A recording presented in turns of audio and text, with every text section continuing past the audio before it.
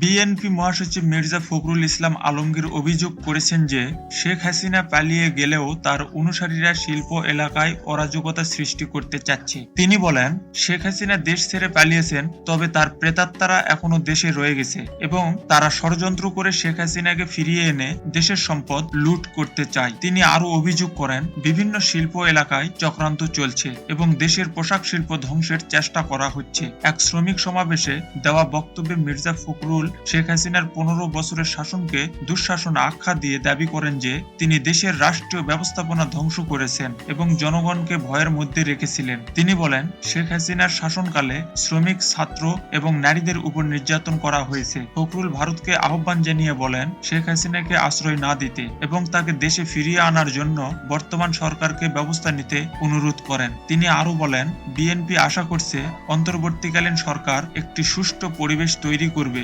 যেখানে সব রাজনৈতিক দল একটি অবাধ ও সুষ্ঠু নির্বাচনে অংশ নিতে পারবে।